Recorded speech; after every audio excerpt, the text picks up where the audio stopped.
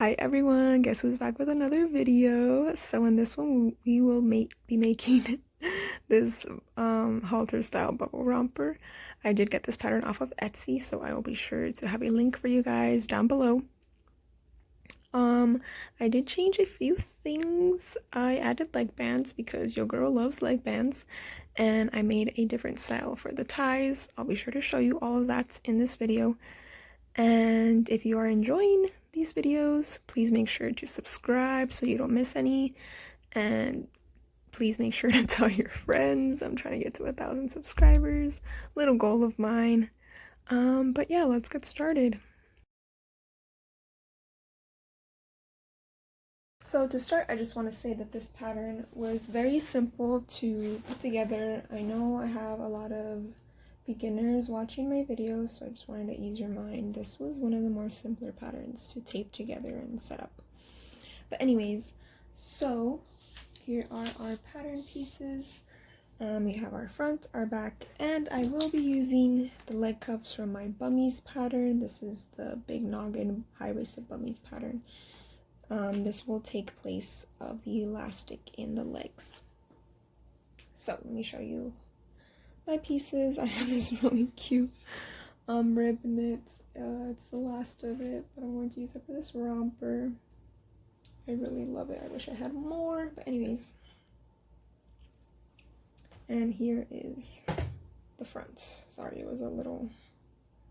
it came unfolded. That's okay.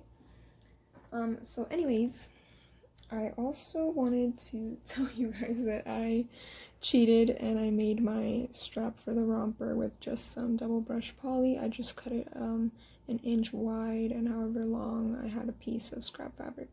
This will just take the place of our strap. Whenever you stretch it like this, I just pulled it and it kind of rolled, and it really looks just like a nylon band now. If you guys know those nylons for bows, that's what it looks like now. So there's that, and then also you're going to need some elastic. For the elastic, I actually wrote it on my pattern piece. So you can see that it says 16 and what is that? 7/8, 16 and 7/8. So that's another tip if you want to include that, just so you don't have to keep referring to your pattern. So there's that. And now let's get started with the first step, now that we have all our materials. The first step is we are going to take our back piece. So get your back piece, and we're just going to stitch a channel for our elastic. Now, for the elastic to go through, we need to create a little channel or a little tunnel, if you will. So all we're going to do is fold our fabric down about 3/8 of an inch, and just sew it all the way around the starting point and go all the way around. So that's going to make sure that we have a little channel to put our elastic through. So that's the first step. So I went ahead and did that. Here's what mine looks like. I did use my Coverstitch, and you'll see that there's like a little bit of extra at the end. I don't think that'll matter in the construction. I've already made one of these, and it didn't really influence anything. So next you're going to need a safety pin. Of course, I always lose mine. Where did it go? I found it. Okay, so we're going to put this at the end of our elastic, and then I like to stick a clip or something else at the other end just so we don't lose it. And now we're just going to shimmy our elastic through the channel and go all the way to the other end. Okay, once the elastic is all through, next I'm just going to use my sewing machine to tack down the elastic. So I'm just going to use a zigzag stitch and just go over it like this. Ding, ding, ding. I turn off my feed dogs from my machine and my sewing machine so that it doesn't feed the fabric through, and it just does a stitch back and forth, back and forth. So on both ends, do that. Okay, I don't know how you're going to be able to see that, but there's just a little stitch right there holding the elastic down. Next, we're going to take the front of our romper and place it on top of the back. You want the right sides of the fabric facing each other. So wherever side is going to face out, we're going to put the right sides together. Now you want to start from the bottom, and you're basically just going to sew up the side like this. You're going to make sure to sew it this way. We're going to sew up the side, and we're just going to sew it like this all the way up, and do the same thing to the other side. Start at the bottom, sew, and make sure that you stop once you're at the end. Okay, so there's what that looks like now. And next we are going to top stitch the sides down like this. So you're just going to fold them over. And what I like to do is use these lines as a guide, since I'm going to use my cover stitch again. So you're just going to fold it over like a 1/2 inch. And what I mean by using this as a guide is I'm just going to stitch here, and then meet up with these at the bottom. Okay, you can see I did my best to line those up. It's kind of hard to see with the fabric that I picked. But next I'm going to sew the crotch together. So you take your front and back pieces and sew them together right here. I'm going to take my leg bands and place them right sides together like this, and we're going to sew along along the raw edges like this. Next we're going to take our clips and take one of our bands and fold it so that it forms a little tube like this, and we're going to line it up with this seam. So seam to seam, put it together. Next I'm going to find the opposite end of our band, put a clip there. Same thing with the leg opening, find the other end so that it's like the halfway point, put a clip there, and then we're going to meet our 2 clips together. So now we found the halfway point for both. And you can even do this step for these points here, here, and here if you want to, and then the same for the leg opening, but I just like doing 2. And then when I'm sewing, I'm going to really stretch the band to meet the other end, or to meet the leg opening. So when you're sewing, you're going to really need to stretch it, but don't worry, it's going to work out because we used this really stretchy rib knit. It will work for most stretchy fabrics. So like that.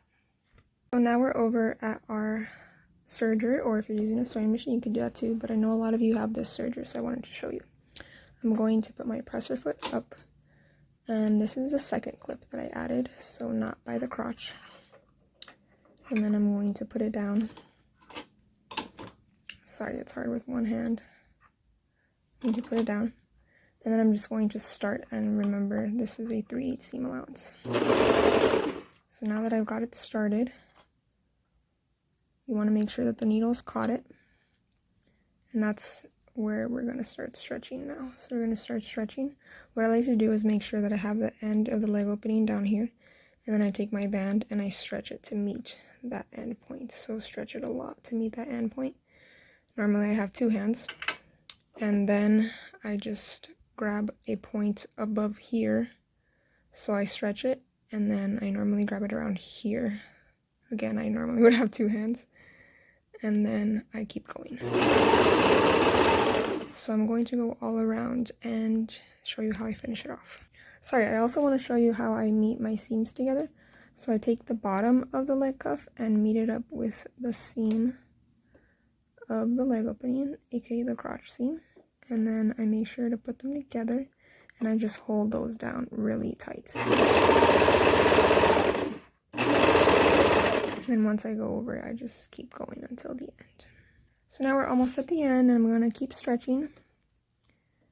And I'm going to continue up about until it starts straightening out. So you see how it's kind of angled right there? But around here is where it starts straightening out. So that's where I'm going to keep going until that point.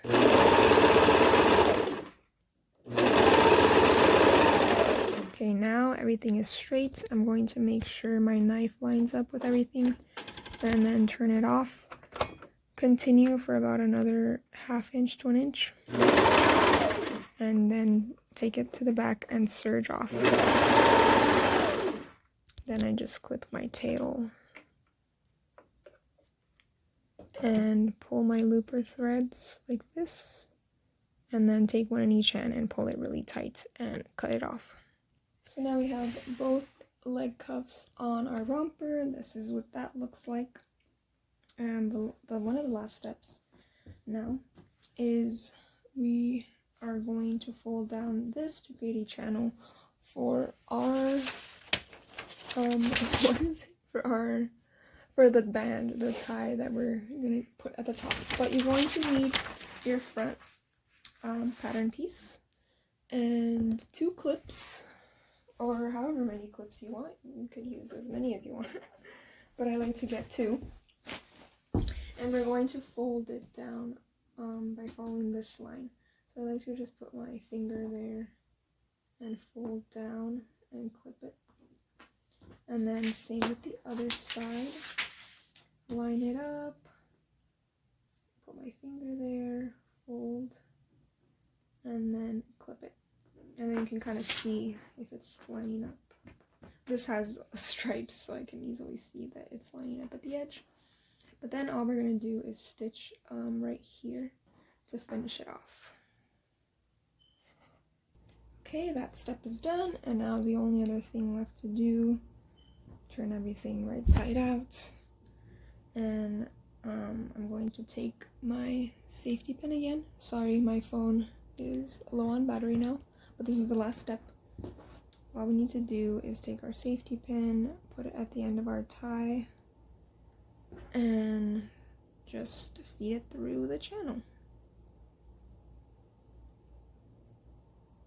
And almost there. Okay.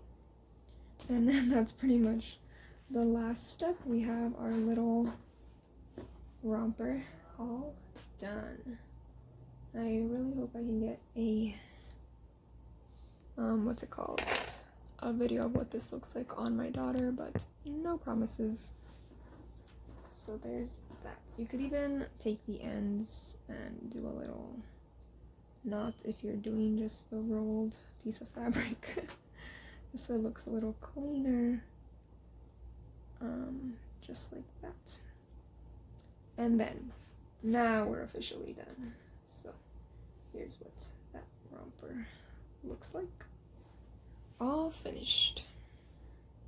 I hope you all enjoyed this video. Please let me know if you have any further questions, or if you have any videos that you want to see. But that's it for me. Hope you enjoyed.